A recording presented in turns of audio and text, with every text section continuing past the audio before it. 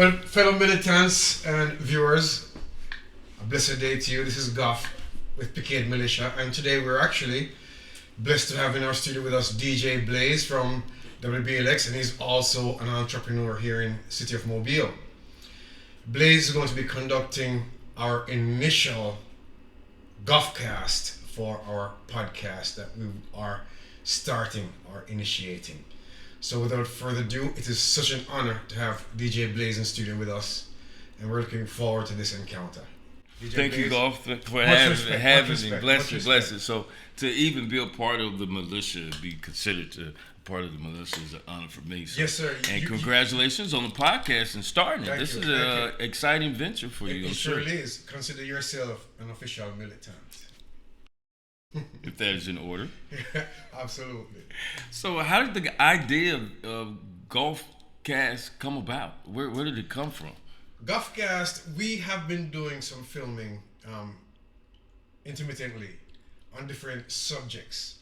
We are musicians and we do a lot of music, right? But we are also trying to feature our fellow musicians, and not just musicians, we're going to be featuring fellow artists.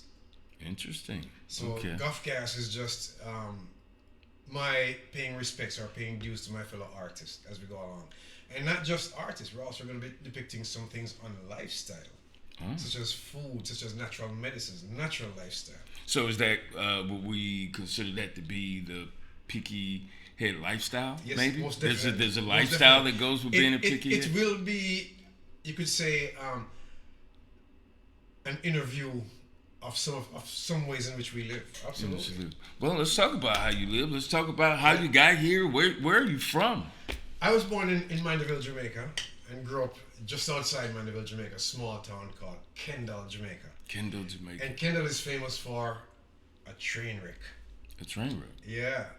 One of the worst train wrecks in the West. I think it occurred in the 1950s. In the 50s. Don't quote me on that, but okay. It was back then, and it killed a lot of people. So Kendall in Jamaica has been on the map because of the Kendall. Now, how far is Kendall from some of the famous parts in Jamaica? It's about 65 miles due west of Kingston. Due west of Kingston. We are in the center of the island in Cockpit Country. Okay, Cockpit Country. And why do you call it that? Interesting you ask that, because Cockpit Country was named because of Maroon activity. Central Jamaica is still part of the Trelawney Band of Maroons, which is a topic for a different discussion. Okay. And I happen to have lineage from Maroons, and I still do business in a compound, which is the major enclave of past and present Maroon activity. Interesting. So how did your being in Kendall, how long were you in Kendall before you came to the States, and how did that migration to the States begin or happen? Interesting. Well, my first 16 years was spent in Kendall. Okay. And I migrated on my mother's birthday, of all times, to come to the U.S. I came to visit my sister, who had just had a baby, and my mother had also relocated to California. So my first move outside of Jamaica was to California. And actually, I finished high school there. Was that your first time out of the country? It was my very first time on an airplane. And did you go back, like, or you came and like stayed and then went back? With plans to go back, but things ended up that I ended up staying, and one thing led to another. After paperwork was transacted, I ended up staying permanently. Got you. So, but your musical foundation and beginnings started in Kendall, correct? Very much so. Not just in Kendall, started in church in Kendall. Well, tell us about that, especially the church part. Like, yeah, how did that all put together? A lot of us musicians got our start in church. Now, I didn't start playing music in church. I started playing music in the home because I had siblings who were musicians. Okay. My older brothers played guitars, and so I used to watch them play. I never got formal lessons, but I took formal lessons. I watched, and when they weren't around, pick the guitar up, and I'd wax it. I would kill it, and I did that for hours and hours, days upon days. And I actually ended up playing in church when the opportunity came, because one of my brothers, a brother of mine, was not able to play, and so I sat in that night and never looked back. So how many brothers and sisters? How many siblings do you have? Brothers and sisters? I have 5 brothers and 5 sisters. Wow, even Max. Yeah. All in music, No, not all in music. All are lovers of music. But most of us play some form of instruments, but not all. So you got the love of music first. Music was born into me. Born into you. I was born into a family of music, but music was born into me.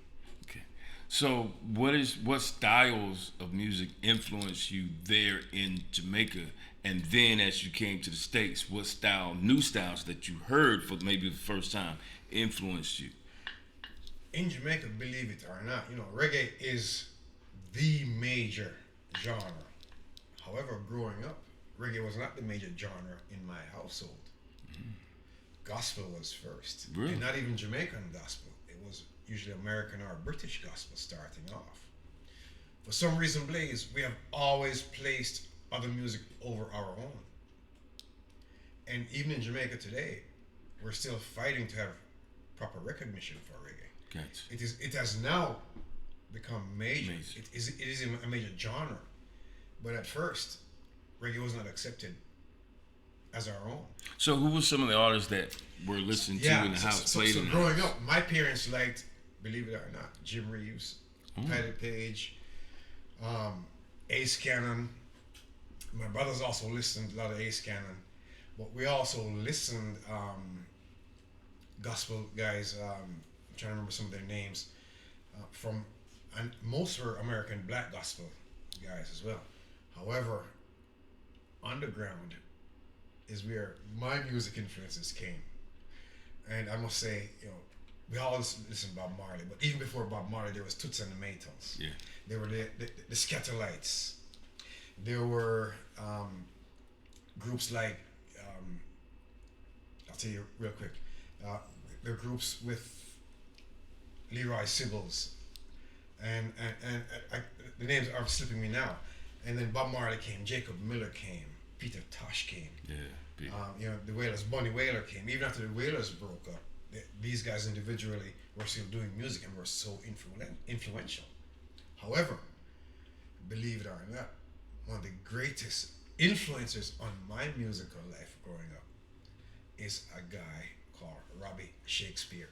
To me, he's my god of bass playing. Okay. I would just listen to this guy play over and over.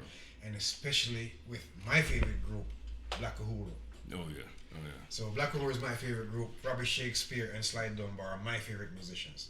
Well, it sounds like it's a great melting pot of different styles of music. Absolutely. Before we pull all that together and put it in the oven, so to speak, let's talk about briefly what your childhood was like in Kendall, at that period.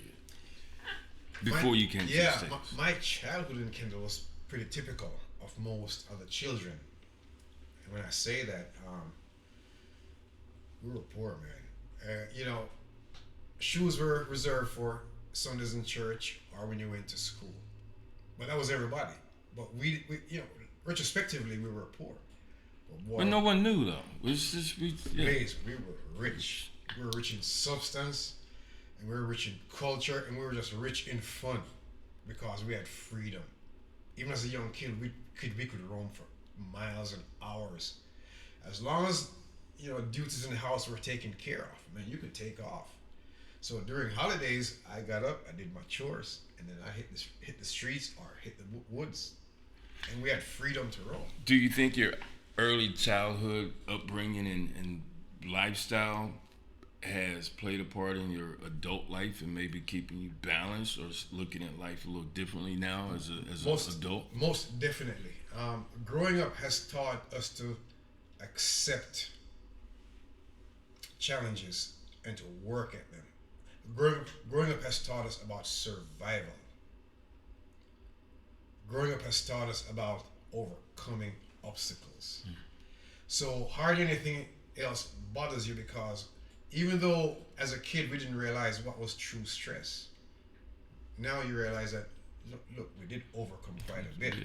And so these things they're more than merely nuisance in your life right now. And they may seem like major obstacles, but from your attitude, man, look, just something to get by through and get absolutely, through by. Absolutely. All right, so we leave Kendall. we come to the States, California, around about 16. I was 16 years old. 16. And with the intent to go back, it was a visit, but now we've decided to stay. We got the paperwork done. And we start school, we go back to school, we get into school. Went back to school in And this was this grades, middle school, high school? This was high school. This was high school. Inglewood Okay. High School in Inglewood, California. Wow. And this was, you could say, just a new occurrence for me, man. I'd never been to a school that big, so many people, so many things going on. There was everything on campus. What was that transition like? Was it definitely a different time period, and things was going on here in the States that were different than Kendall, but I'm sure, like you said, with your upbringing, it was a cakewalk. But did you have trouble embracing new friends? Did people gravitate to you? Did you seek out other musicians, or did music people, guys, lovers just come to you, so to speak? What was that? Well, it was somewhat of a challenge, Blayze, because being somewhat naturally shy, or at that time somewhat antisocial, you could say it wasn't just natural to make friends, especially being in a strange environment, man. I sounded funny. People, as soon as I opened my mouth, people say, man, he sounds like he's from somewhere else. So you try to shy away from the attention, but you can't escape it altogether. So sooner or later, you have to just embrace it, say, this is what it is, and you move on with it. So after a while, you start to make friends. It was a major culture shock, though, in every way. I'd never seen cops on campus before. I'd never seen so much fights on campus before. I'd never seen so much music on campus before. I'd never seen so much campus life or campus spirit, things that they did to encourage campus activity and togetherness. That was new to me. So did you seek out opportunities to deal with that transition through music? So I'm picturing and I'm imagining that when you got here to the States for the first time, Mom didn't have an instrument for you waiting, I'm assuming. No, so how did you come to get your first bass or guitar or drums or whatever it is to start that release of anxiety through music? Back to a question you asked earlier. I saw this as my golden opportunity. I had been playing music, you could say, lifelong. I had not studied music prior. And I saw that I was now going back to school in a place better suited for music. I saw this as my musical golden spoon. So my first day on campus, I went to the band director and I signed up for band. Yeah. He said, what instrument do you play? I said, bass. He said, I don't have a bass, but I have a drum. I said, I'll take it. So I started practicing marching drum. Wow. And that's how I learned rudimentaries for drums. It was still an instrument. It was still music. Then I went home and I killed it. And after the first couple of weeks, the band director saw that I was really putting an effort in. He went and bought a bass. Wow. And asked me to join the 7 a.m. jazz combo. Ooh. They practiced 7 a.m. in the morning. Major. I was never late for one. Wow. And that morphed into? Didn't stop there. So I was allowed to take my bass home, so I started learning how to read music. I was practicing reading music, so I would write down notes and rhythms, reading music, read it. When school let out that summer, my first summer, the band director called me at home and said, Andros, come to the band rooms. I went there. He pulled out this instrument. It was tall from here to West Africa, man. It was called a bassoon. I'd never seen one before. This was huge, made of huge pieces of wood. And I was just blown away. He said, I want you to learn this instrument. I had no idea what it's about. Luckily, the principal at Inglewood High School was also a bassoonist. So he took me in the office for 3 days in a row and gave me some notes. And then I was on my own. Wow. So I went home and I drove my sister and my brother-in-law crazy. I wore them out. I'm sure this is the first time they've seen the instrument before, too. It was. They may have seen it, but they had never heard it. Right. And I think the proper term they used to describe it was I sounded like bullfrog fart. So what was that like though? So your mother. It's been a while since. So how long was your mother in the States before you arrived? My mom matriculated to the States back in the late 70s. Okay. I came 1983. So January about 9th. 10 years. So your mom's here what? About Listen to around like listen to six, listen to but about 7. So Um, you were about 7, possibly. maybe a little bit older. Yeah, A yeah, little yeah, but not much older. So now you're in the house with mom, and she's hearing you play this music.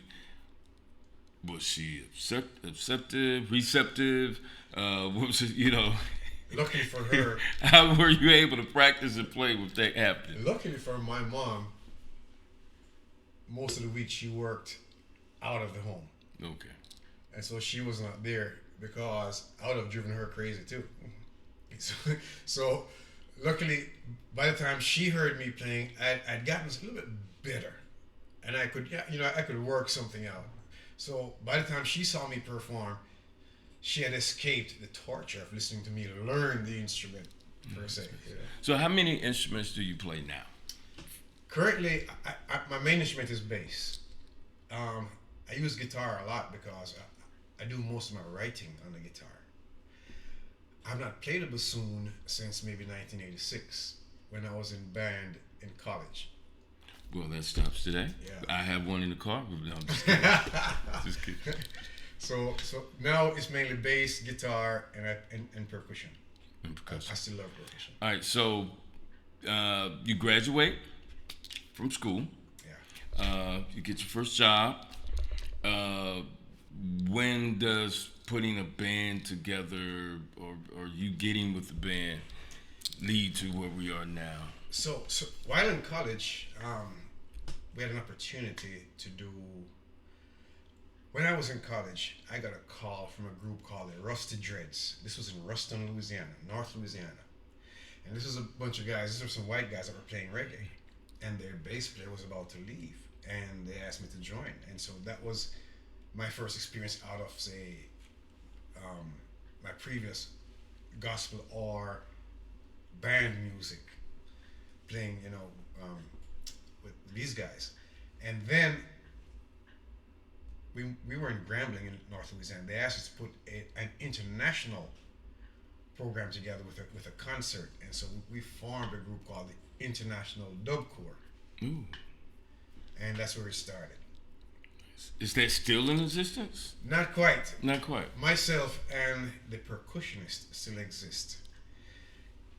It actually grew to include an artist you know called Dubcore, because he joined us after we had left and moved here. And so we renamed it Dubcore, and then he was the face of the movement. Wow. And so Well, we got to keep that still movement lives. going. It still lives. That Yes, is yes. what's up. So now you're with the band. You're in college. You have gospel roots. Did you have support from your family, parents? Was there any resentment toward now you stepping into the secular world of music? Always. Okay. If you're from a gospel family, Yeah. most gospel family want you to play gospel music. But as I said, Blayze, music was born in me. And it exists in multiple forms in me. And guess what? It has to come out. It's got to come out. So I love playing gospel. It's music. It's a form of music. I love playing classical. It's music. It's a form. I love it all. But my favorite is the one that I make. One that you make. So let's talk about the music that you make. Who has influenced that to define your sound now? Now we talked about some of the artists that you liked and listened to growing up, but who has influenced the style of music that you make now? The style of influence that I make now, I'm not sure if any one person can be credited for influence, because the style of music I play now is a rich mixture of Caribbean rhythms. It has heavy reggae overtones sometimes, not all the times. Okay. It has heavy African influences sometimes, not all the times. There's a lot of blues influence, a lot of rock influence, even country influence. Sometimes, but not all. Sometimes, not all the time. So there are tons of artists that fit into these genres, and I've listened to them all. Any influencers that you would like to work with, or maybe non-influencers that you So- would like to work with So Blayze, the two guys that I have Dreamed about. admired the most have now died. I would have loved to have worked with Al Jarreau. I can hear that too. I would have heard somebody to have worked with Robert Shakespeare. And they have now passed away. So those two guys are my two idols I would have loved most of all to have worked with. Now, as a musician, I love working with fellow musicians. So those were just the two guys I would have, I idolized those guys. Yes. So anybody else are still great. I would work with anyone. Those are my greatest idols. So now we're Pikkihead Militia. How did Pikkihead come about? When did it start? Who are the members? Yes. So Pikkihead came about. The word Pikkihead, as we say, is a word from Jamaican folklore. Not folklore. Actually, from Jamaican culture. In Jamaica, we say Pikkihead as kids. When we're being mean to other kids, we talk about their hair. As black kids worldwide, we talk about others' hair. Yeah. And Pikkihead is just saying that, bad hair. So, hey, nappy head. Yeah, nappy head. He would say nappy head. So Pikkihead, we embrace it now. It is what it is. We love it. Right now, we're seeing a whole bunch of dreadlocks all over the place. Yeah. You can't get dreadlocks unless you had to start off with Pikkihead. Gotta go through that process. To mature it into dreadlocks. You see what I'm saying? So Pikkihead is us taking part of our culture, even though it had historically bad connotation, but we have embraced it, and we're making it streamlined. So, what is it like dealing with music now and putting music out as an independent artist? As an independent artist, there are perks and challenges. Funds are always a challenge because if you have a corporation behind you, you can easily relax and say, this is being taken care of. As an independent artist, you have to look at all on your own. So everything we do, from making music, producing music,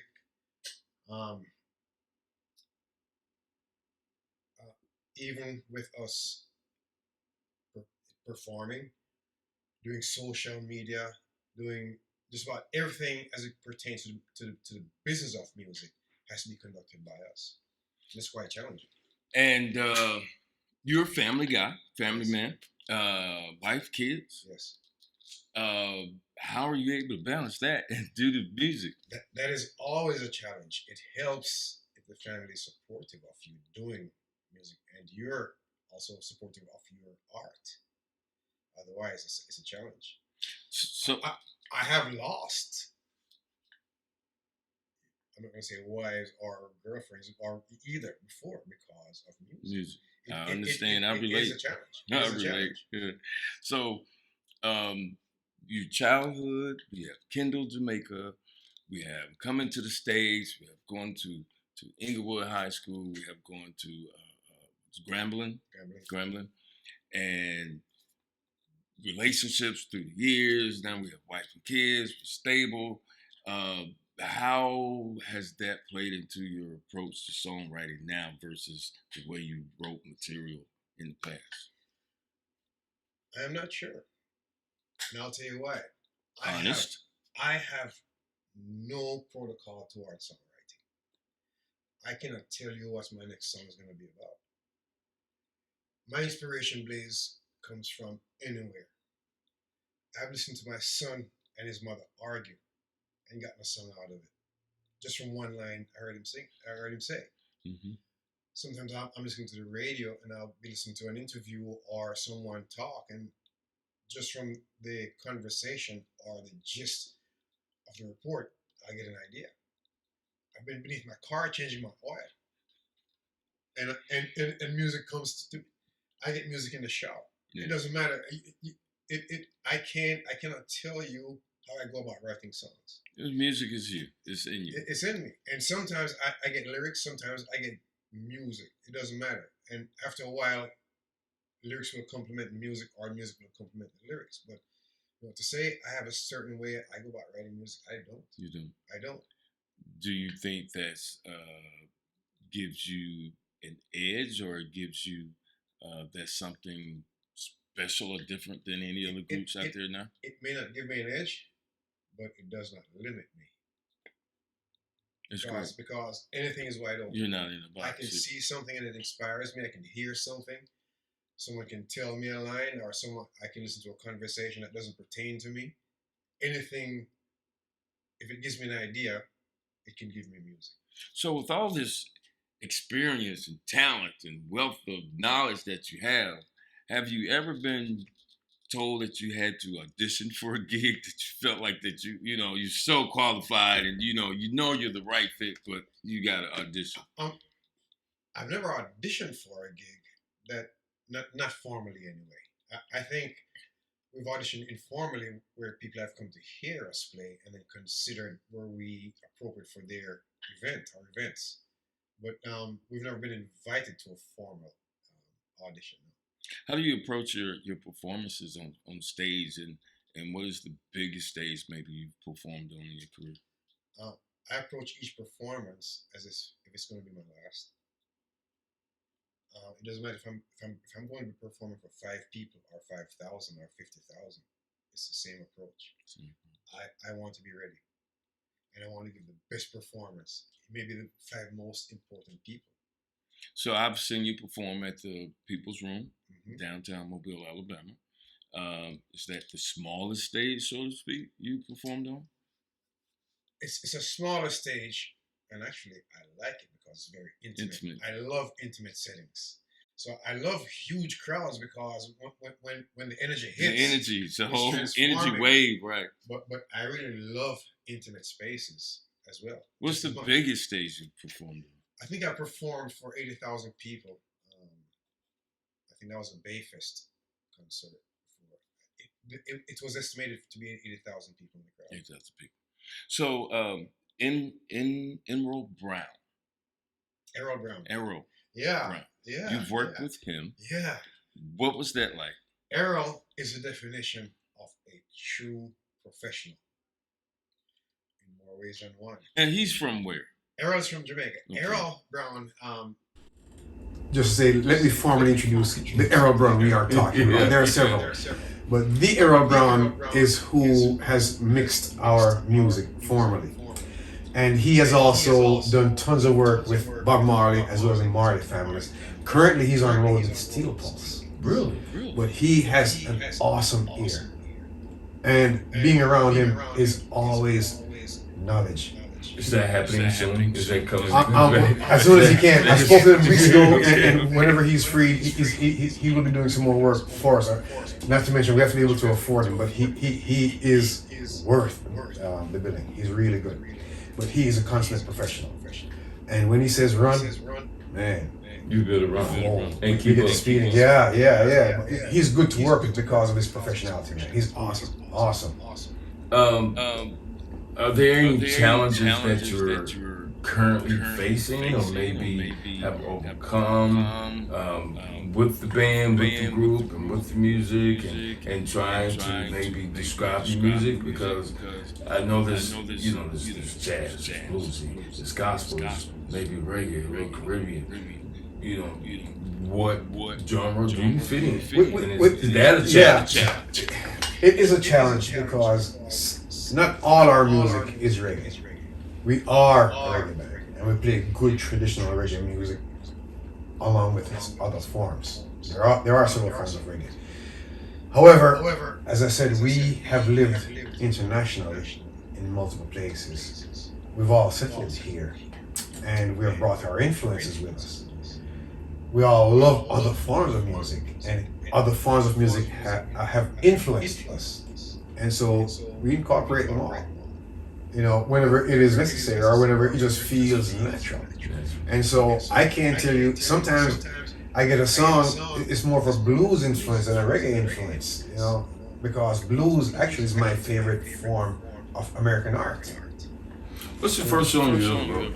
Do you remember the first song? How old were you when you wrote it? The first song I wrote was 16 years old, Blayze, and believe it or not, I don't even remember the song. I spoke to my brother-in-law in Canada, and he reminded me of the song because it was a gospel song, and the group in church took it, performed it, and won first prize at an event I was not attending. So my very first song was a hit. Well, have you ever written for other artists, or do you write, or have you thought about it? Oh yes, I have written for other artists, especially I've written extensively with and for Dubcore, the other artist, a very good buddy. I've had other songs that we've collaborated on with other artists. Oh yes, and there are, I don't want to call names, but there are some that have reached out to, and once it becomes concrete, then we could say yes, it's going to be, but I don't want to mention someone's name and it doesn't happen. Right. So, what's next for Goff? What's next for Pikkihead? What's next for the militia? You had asked earlier, challenges. We've lost 2 tours because of COVID, unfortunately. And COVID has also affected us. Some of us have been infected, not all. Luckily, none of us have perished from it. But because of that, we've lost some tours. So some of our musicians have had to get employment elsewhere. So some of our guys are actually on tour right now. They're looking to get back here when the summer season ends, which will be in the fall, mid-fall. We're going to get back together, and we're looking to hit it hard. We have new music we're working on. We have new releases. We have our album that is now completed, the one we spoke about with Errol Brown, and should be ready for a release pretty soon. Yes, sir. Pretty soon. How soon? We're not gonna say. Within the next several months. Yes. Within the next several months. Most definitely. It is time. And when it drops, they can find it where? Our music is available on all the major streaming platforms, so it can be streamed or downloaded. So you name it, Spotify, Apple Music. They're available there, and as well as all of them. So after the podcast is over, the show is over, and the lights are off. Where can they find Pikkihead online? Pikkihead, we have a social media presence. On Instagram, we are Pikkihead_Militia. On Facebook, Pikkihead Militia. We do have a website, guys, and please, by all means, visit our website. For more reasons than one, but we are at PikkiheadMilitia.com. PikkiheadMilitia.com. PikkiheadMilitia.com. Now, before we get out of here, sum up the lifestyle of being a Pikkihead. What is that lifestyle about? That culture that it's not a name of a band, name of a group. It's a lifestyle. It's not formally that way, but if you hang around us long enough, you feel that way. Music, food, healthy living. Music is our food. Food is our medicine. Medicine is our music. And we incorporate them all into our lifestyle. Well, Goff, thank you so much for having me. Your first initial episode of the Goff Coast podcast. What can we expect later on? More music, Blayze. We are about music. We are also, we will be having our formal album launch, and we're hopefully, let's stop hoping. I don't like hope and faith. They're not very... We're going to keep hope alive. Yeah. But I get what you're saying. Keep it alive. Let's make it happen. We're going to have our album launch soon, and we want you to be a part of it, actually. I will be. And we're having some Caribbean activities. We have a sizable Caribbean community here, and we're trying to engage and have us network better. We will also be on the road. Pikkihead Militia will be back on the road soon, performing. Can't wait for that. And we never stop making music. And one thing that we really, really want to do, we are looking forward to collaborating with local artists here in Mobile. There are 2 songs that we actually have currently working on that involve rap artists, and we're trying to get them properly developed, and they are so much fun because now we're blending genres officially, and that's what you've always done. That's what we do. It's what we do. That's what you do. So make sure you like and subscribe. The show will be on YouTube and Yes. other social media We platforms. have a YouTube channel that will be up and coming. What's as the well name as of the TikTok YouTube channel. channel? What's the name of the YouTube channel? It will be Pikkihead Militia on YouTube. Make sure you like and follow and subscribe and tell a friend and share. Absolutely. Look out for the next podcast coming to you soon. Coming soon. This guy right here, pleasure. Thank you so much for having me. Blessed I am Blayze. just Much so respect. happy and honored to be part of the militia. Enough respect, So, enough love. yeah. Next time I'm here, some plantains. Absolutely.